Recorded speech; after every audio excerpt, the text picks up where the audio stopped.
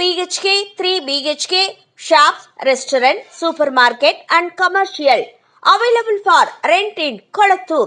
Nearby Meridian Hospital, Kumaran Hospital, backside of Red Terry.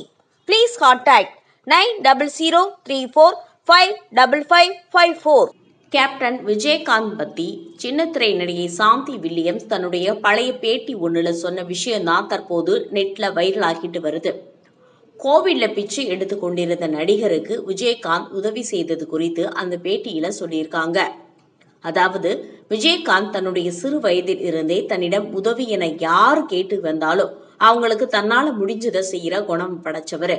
சினிமாவுக்கு வந்ததுக்கு அப்புறமா திரையுலகில் யாராவது கஷ்டப்பட்டாலோ அல்லது பிரச்சனையில இருந்தாலோ முதல் ஆளாக ஓடி போய் உதவி பண்ணுவாரு.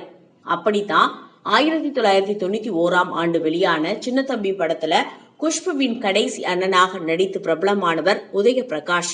இந்த படத்தை தொடர்ந்து ஏராளமான படங்கள்ல முன்னணி நடிகர்களுடன் குணச்சித்திர வேடத்துல வில்லனாகவும் நடிச்சிருக்காரு. உதய பிரகாஷ் ஹீரோவாக நடிக்க வேண்டும் என்கிற ஆசையில சம்பாதித்த மொத்த பணத்தையும் போட்டு கடனை உடனே வாங்கி தயாரித்து ஹீரோவாக நடித்த படம் படு தோல்வியை சந்திச்சிச்சு. பின்னர் எப்படியும் ஹீரோவாக நடிக்க வேண்டும் என முயற்சி செய்து கடைசி வரைக்கும் வாய்ப்பு கிடைக்காம குடிக்கு ஆளாகி அனைத்தையும் இழந்து நடுரோட்ல நிர்கதியா நிற்கும் நிலைக்கு தள்ளப்பட்டாரு.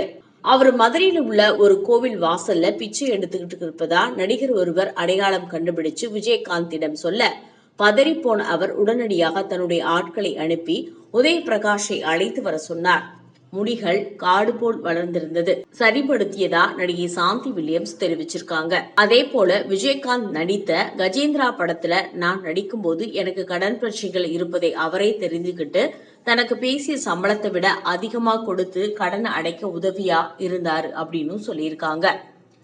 இந்த விஷயத்துல இருந்து விஜயகாந்தின் சிறந்த மனித நேயத்தை வெளிப்படுத்தும் விதத்துல ரொம்பவே விஜயகாந்த் நல்லவர் அப்படின்றத நமக்கு ஒவ்வொரு தருணத்திலையும் ஒவ்வொரு பேட்டியுமே நமக்கு உணர்த்திக்கிட்டே இருக்கு அப்படின்னு தான் சொல்லலாம்.